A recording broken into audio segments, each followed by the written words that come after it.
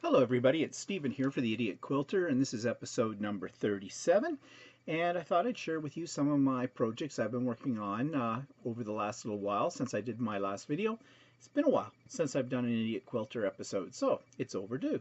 So I'll just see that I'm in frame. Yeah, I am. So let's start with the classes that I'm taking. Taking too many classes, actually. I'm taking 4 this session. So right now, for the next 3 or 4 weeks, I have 3 classes a week, and at some point I'll have 4. So I thought I'd share with you what I'm doing in those classes. First of all, I'm taking one that's called the Log Cabin Redo. And this is a variation on the traditional quilt pattern of a log cabin. Everybody knows what that looks like. It's, the pieces that go around a center part, and you keep building from there. The one that I'm doing, and this isn't a really good picture of it, I'm sorry, because it's in black and white, but it will look something like this. But there are various ways to arrange the blocks so that you get different patterns. So I've started making them. It takes 20 blocks. This is the beginning of what the block looks like. I'm using some very bold colors in this, purples and blues, and a lot of it comes from my stash. I didn't really have to buy much new fabric for this, and in fact this is the way this particular pattern has been designed, to use scraps. I'm being absolutely precise as I can be because you don't want these to go wonky.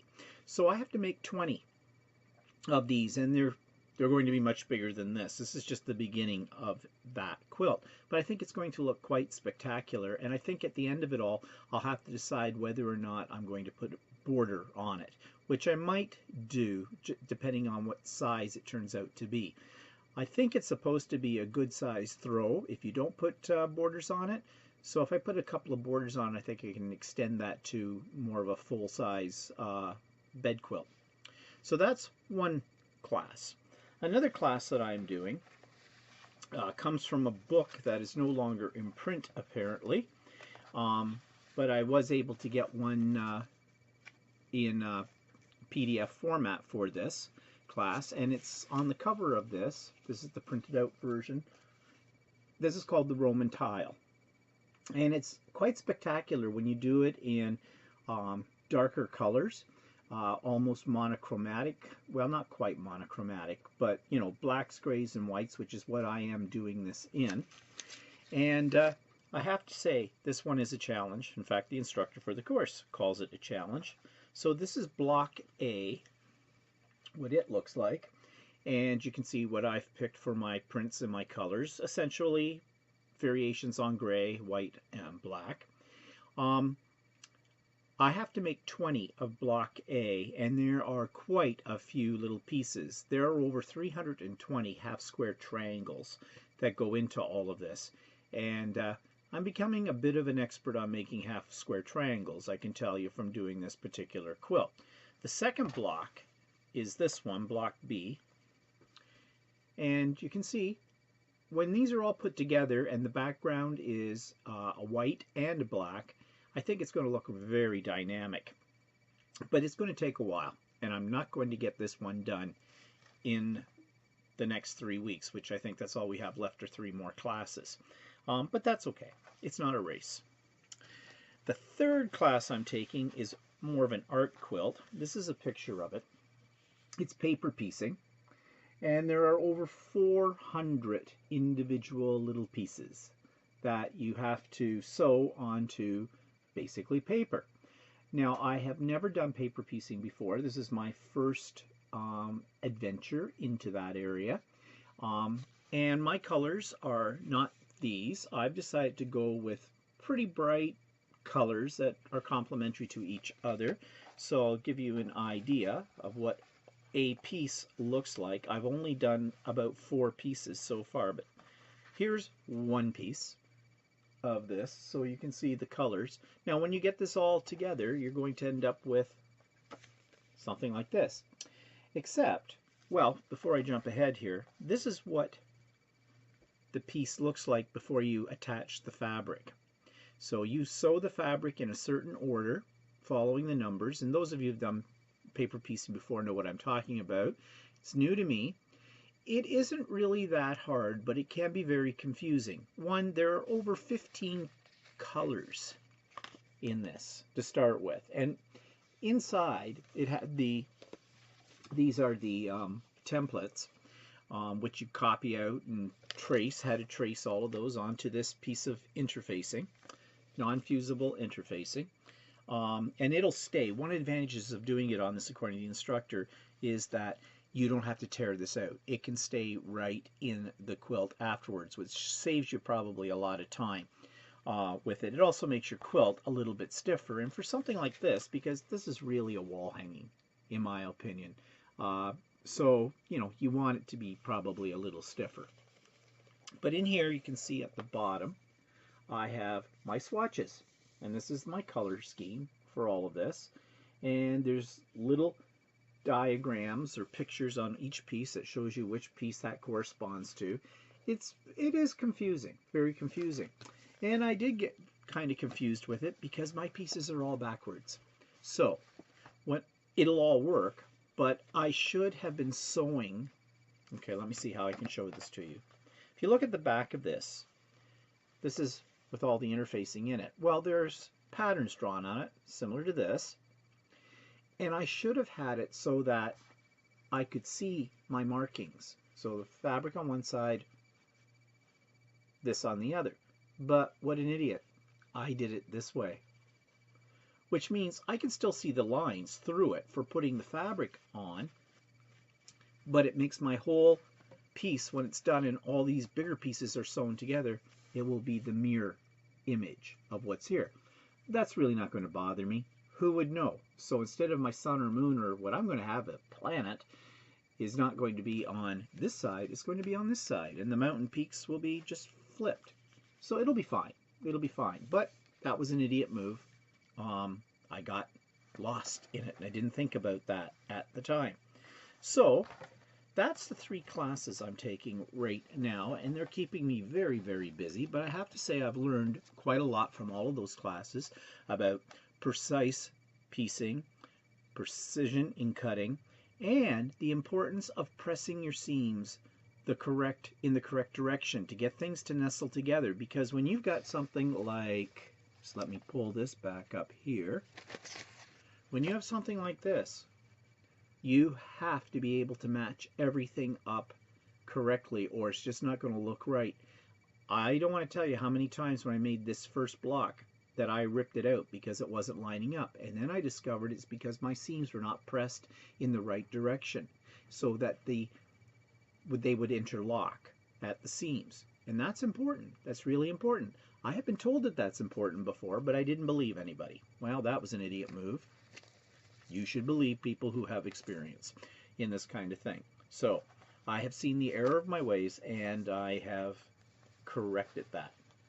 Okay, so that's the classes. There is a 4th class. I don't have anything to show for it yet, though, because I haven't done the class or started it. It's only 2 sessions long, and it's making one of those rugs where you use the 2.5-inch strips from a jelly roll and 2.5-inch batting, and you put it all together and you go around and around and around, and these are all the rage right now.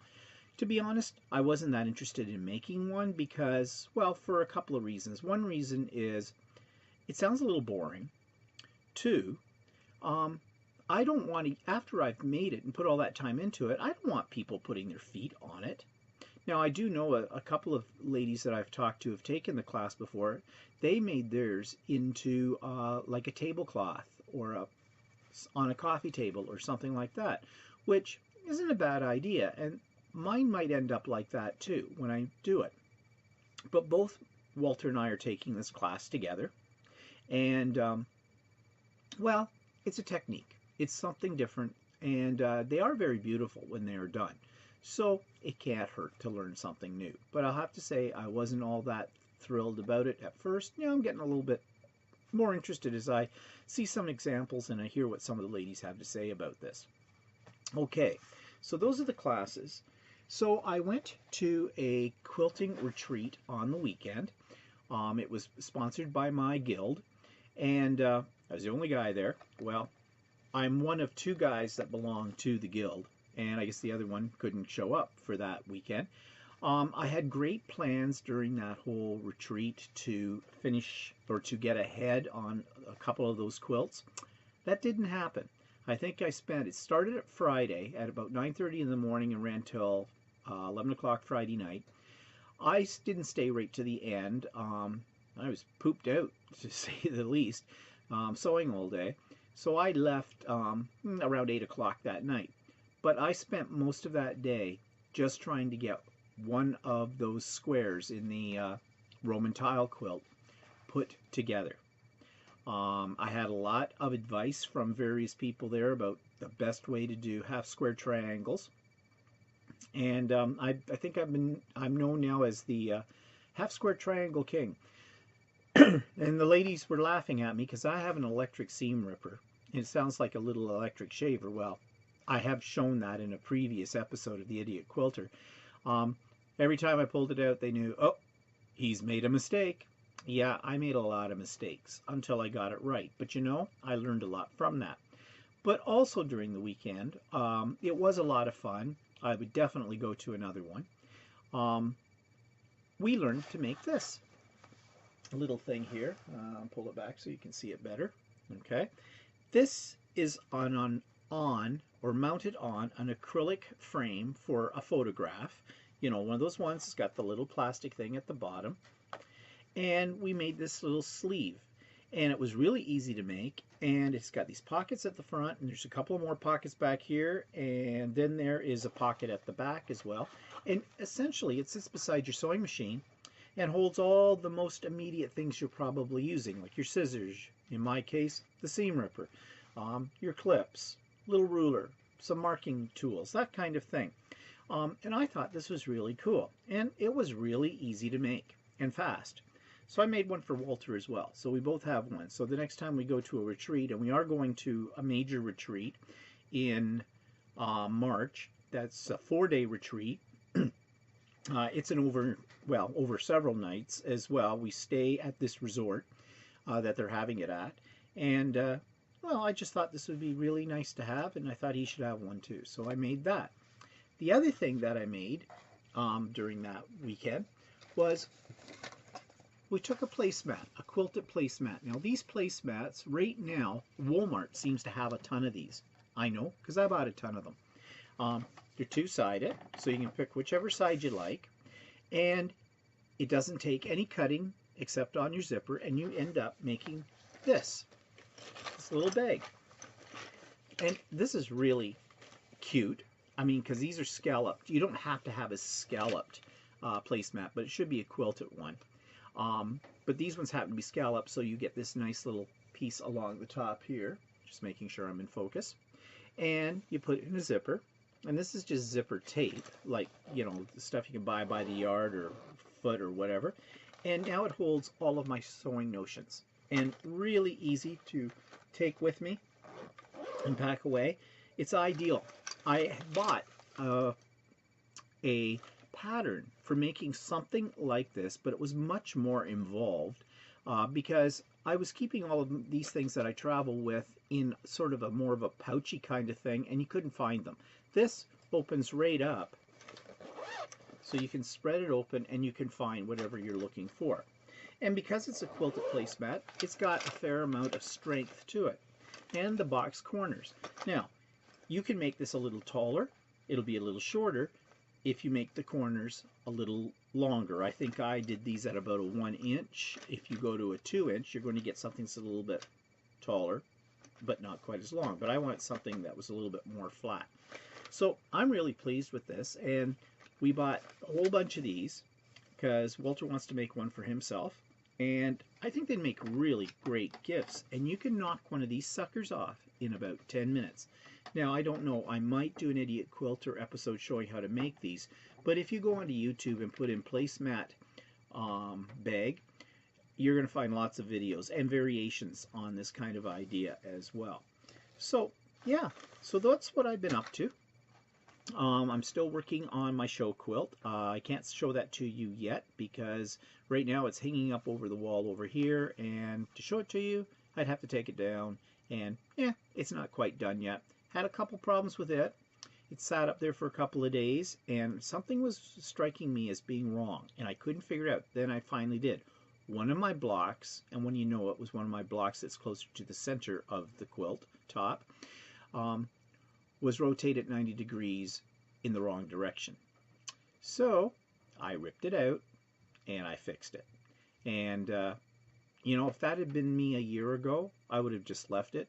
But now, with what I've learned over time, it was a bit of an annoyance, but it wasn't a problem to fix it. I was able to do so. So that's good. I mean, after all, it's going into a show, so I'm trying. I mean, I'm not going to win any prizes, but I'm giving it my best shot. You know, at least it'll make me feel good that I know that I've handed in something that at that point in time is probably one of my best pieces of work. Okay, so that's it for me for now. Watch for notifications for when I post a new Idiot Quilter episode. I don't know when that will be next. But as I said, I might do one about making these bags. We'll see. Okay, so happy quilting, and see you all later. Bye-bye for now.